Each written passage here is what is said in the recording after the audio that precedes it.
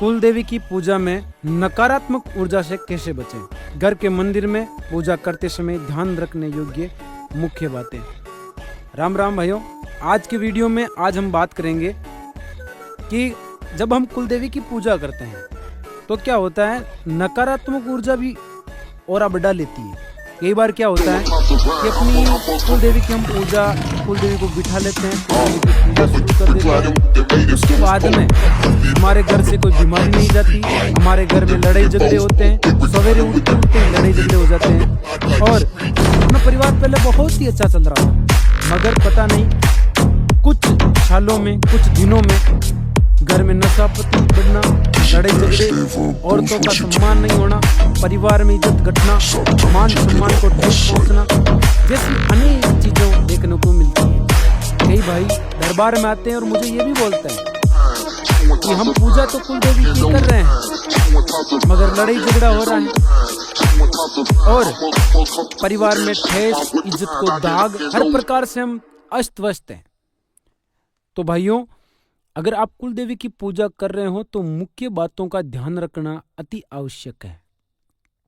पूजा तो कुल देवी की हो रही है, आप पूजा करना केवल अगरबत्ती लगा के घर में फेरना या फिर दीपक जला के उसको पूजा की तरह फेरना, ऐसा थोड़ी होता है।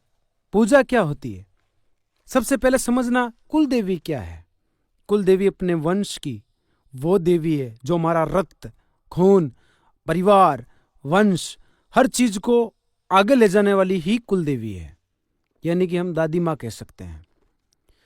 अगर आप कुल देवी की पूजा सही ढंग से नहीं हो रही है, जहां पर आप किसी सकारात्मक ऊर्जा को, ऑरा को मजबूत करोगे, वहां पर नकारात्मक ऊर्जा जरूर प्रवेश करेगी, वो भी अपना ऑरा डालने की कोशिश करेगी।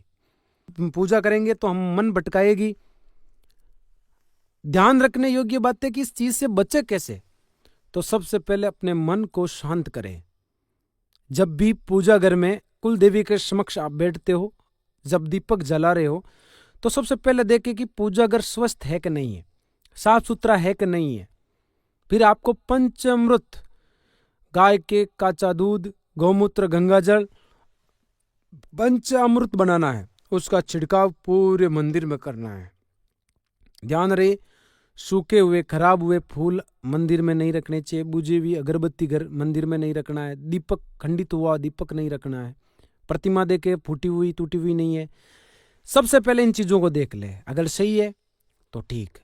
अब क्या करें, दीपक जलाने से पहले 1 मिनट मौन हो जाए, चुपचाप शांत हो जाए और शांत होने के बाद दीपक जलाएं और कुल देवी से ये प्रार्थना करें कि हे वंश की देवी, हे कुल की देवी, हम आपकी पूजा कर रहे हैं, आप हमारी मदद करें।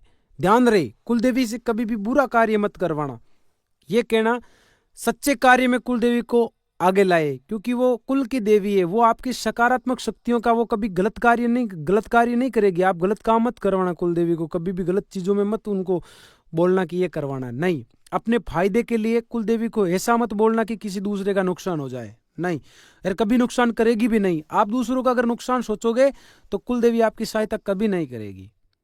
मन को पवित्र रखना है, गरीबों की सेवा करनी है, गौ माता की सेवा करनी है, अपने जितने भी, अपने से जो भी पीड़ित लोग हैं उनकी मदद करनी है। तब जाके कुल देवी मजबूत ऑरा बनाएगी, आपके साथ चलेगी। नकारात्मक और सकारात्मक शक्ति हमारे साथ है तो पहचान कैसे करें? अगर नकारात्मक शक्ति आपके पास है तो आपको गुस्सा आएगा, लड़ाई झगड़ा करोगे, परिवार में अनबन रहेगी, लड़ाई झगड़ा चलेगा, सबके साथ में आप अलग बर्ताव करोगे, आपको पता ही नहीं होगा आप क्या कर रहे हो।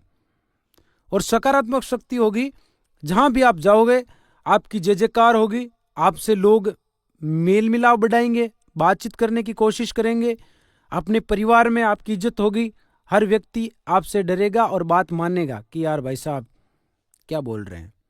तो सबसे पहले आपको ये पता करना है। अब गुस्सा भी आ रहा है, लड़ाई झगड़े हो रहे, नशे में धुत हो, फिर पूजा कर रहे हो कुल देवी की, तो कुल देवी कैसे आपकी पूजा स्वीकार करेगी? तो नकारात्मक ऊर्जा डेफिनेटली आएगी। अब नकारात्मक ऊर्जा को दूर कैसे करें?